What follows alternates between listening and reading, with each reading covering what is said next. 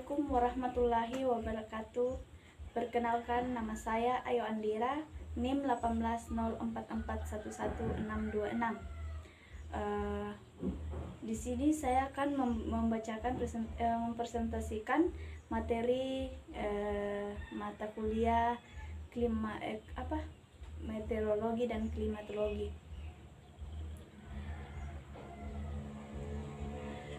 Untuk mempersingkat waktu, mari saja saya akan membacakannya.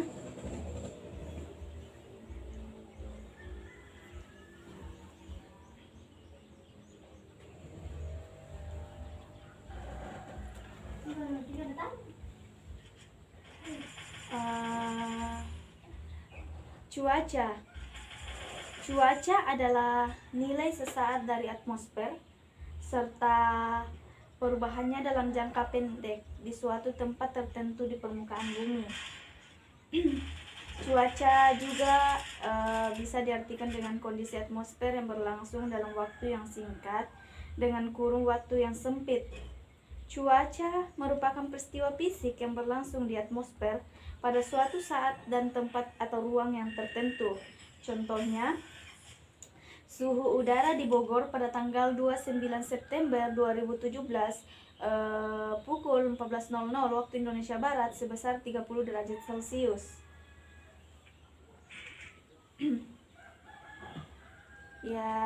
Iklim juga dapat diartikan sebagai penyebaran cuaca dari waktu ke waktu dan termasuk di dalamnya harga rata-rata dan harga ekstrim atau maksimum dan minimum. Iklim juga adalah sintesis atau rata-rata perubahan unsur cuaca dalam jangka panjang di suatu tempat atau pada suatu wilayah. Iklim juga biasa diartikan dengan keadaan atmosfer yang berlangsung dalam waktu yang lama dan berlangsung dalam cakupan wilayah yang luas. Contohnya iklim muson, iklim laut, iklim tropis, dan iklim subtropis.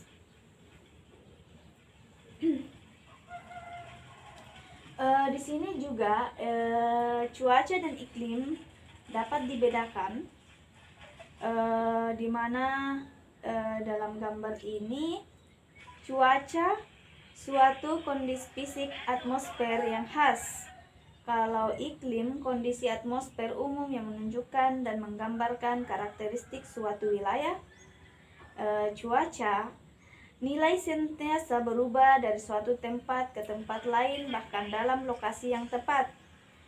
Nilainya berubah setiap saat. Nilai numerik cuaca yang sama pada tempat yang berbeda umumnya menghasilkan karakteristik yang sama. Iklim, nilainya berbeda untuk setiap wilayah luas yang berbeda. Perubahannya memerlukan waktu yang cukup lama, menentukan perencanaan pertanian dalam jangka panjang.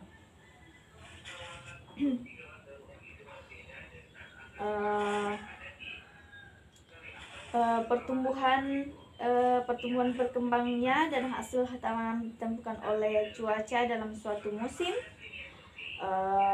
Menentukan perencanaan pertanian dalam jangka pendek terutama pada kondisinya cuaca yang menyimpang. Iklim, pemilihan tanaman yang cocok di suatu tempat ditentukan berdasarkan iklim di tempat tersebut. Menentukan perencanaan pertanian dalam jangka panjang. Cuaca dan iklim serta penyajiannya ada datanya juga, di mana data pertama itu data discontinue, karena datanya mudah kembali bernilai 0. Unsur cuaca yang sifatnya discontinue, presipitasi, CH, embun, salju, dan penguapan. Penyajian analisisnya dalam bentuk nilai akumulasi, sedangkan penyajian grafiknya dalam bentuk kurva histogram. Yang kedua itu data continue, karena datanya tidak mudah turun mencapai 0. Unsur cuaca yang sifatnya continue, suhu, kelembaban, tekanan udara, dan kecepatan angin Penyajian analisisnya dapat dibentuk angka rata-rata atau angka saat, sedangkan penyajian grafiknya dalam bentuk garis atau kurva. Unsur cuaca dan iklim. Unsur-unsur cuaca dan iklim yaitu pertama, radiasi matahari. Yang kedua, lama penyinaran matahari. Yang ketiga, suhu udara. Yang keempat, tekanan udara. Yang kelima, angin. Yang keenam, kelembapan udara. Yang ketujuh, keawanan. Yang kedelapan, presipitasi meliputi embun, hujan salju. Yang kedelapan, penguapan atau disebut evapotranspirasi. Di sini juga cuaca dan iklim mempunyai faktor pengendali, di mana faktor pengendali itu salah satunya altitude, ketinggian tempat. Suhu udara di daerah dataran rendah lebih tinggi daripada di daerah dataran tinggi atau pegunungan. Setiap kenaikan 100 meter, suhu udaranya turun 0,5 derajat Celcius. Berdasarkan variasi kekasaran permukaan daratan digolongkan menjadi 3, di mana ketiga itu pertama dataran tinggi 700 meter, dataran menengah 400 sampai 700 meter, dataran rendah 400 meter.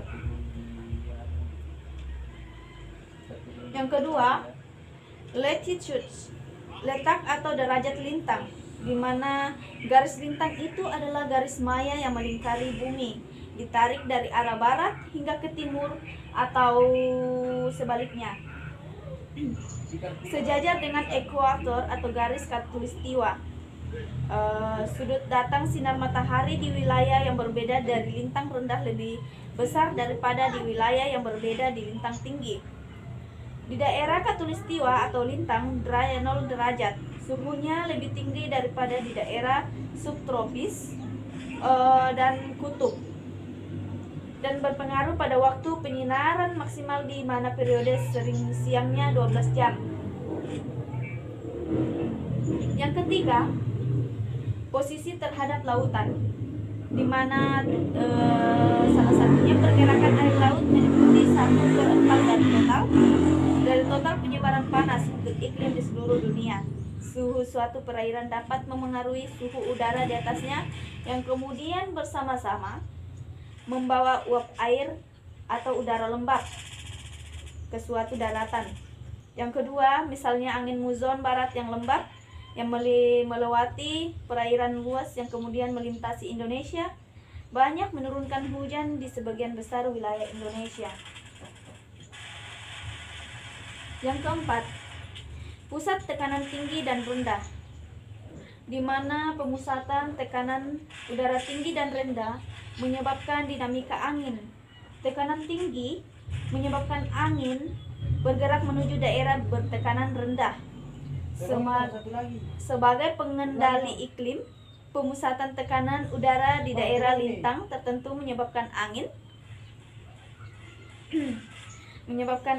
bergerak dengan arah yang berbeda-beda. Perbedaan arah angin ini juga dipengaruhi oleh gaya Coriolis. Arah inilah yang selanjutnya mempengaruhi pemukiman suatu wilayah. Indonesia memiliki iklim tropis dengan 2 musim akibat pemusatan tekanan rendah.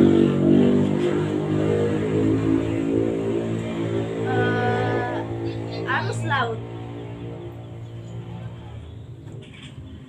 Arus laut yang dingin akan menurunkan suhu udara di dalam, sedangkan arus laut panas akan menaikkan suhu udara di daratan. Arus yang mengarah ke kutub pada umumnya bersifat lebih panas daripada lingkungan sekitarnya, sehingga dinamakan arus panas. Sebaliknya, arus yang menuju ekuator pada umumnya bersifat dingin daripada lingkungan sekitarnya, sehingga arus dingin. Arus panas membawa banyak uap air. Uap air CH tinggi. Arus dingin sedikit membawa uap air dan bergerak ke daerah lebih panas. Kelembapan turun. 6. Halangan pegunungan atau topografi.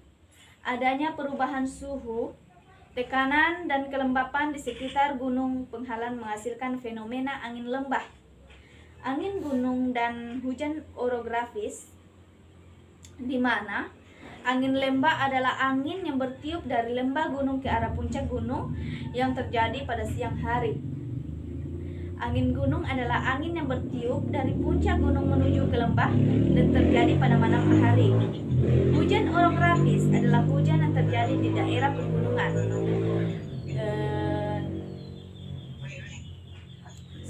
7. Gangguan-gangguan atmosfer. 8 itu satu atau lebih unsur cuaca dan iklim, terutama pancaran surya. Di sini juga cuaca dan iklim memiliki hubungan dengan pertanian. Sebagai salah satunya hutan, kondisi dan penyebaran vegetasi hutan, tanah, pelapukan sifat fisika kegiatan organisme dalam tanah, tanaman, fase perkembangan, pasca panen, hama dan penyakit, bangunan-bangunan pertanian, modifikasi cuaca dan iklim. Sebagai contoh saluran irigasi, rumah kaca, rumah plastik.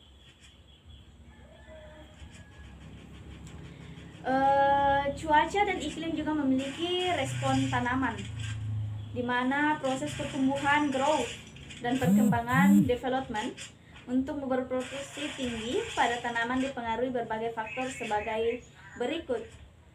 Pertama, faktor genetik, di mana kapasitas produksi, bentuk, rasa, susunan bahan kimia, dan sifat-sifat lainnya yang dipengaruhi oleh faktor genetik. Kedua, faktor bahan. Organ tumbuhan dibentuk berbagai bahan yang meliputi energi cahaya tampak, CO2 dan O2 dari atmosfer air zat hara. Yang ketiga, faktor lingkungan. Kondisi fisik atmosfer, kadar gas, uap, dan aerosols. Atmosfer yang dikotori gas dan aerosols tertentu yang melebihi ambang batas kebersihan dan kemurnian atmosfer akan berpotensi mengganggu dan meracuni tanaman. Perubahan cuaca dan kondisi iklim, keadaan cuacanya menentukan kondisi aktual hasil panen, sedangkan kondisi iklim menentukan kapasitas dan rutinitas panen.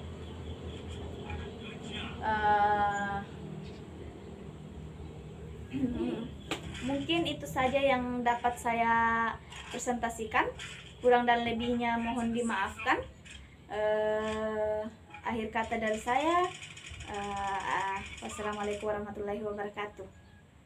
Terima kasih.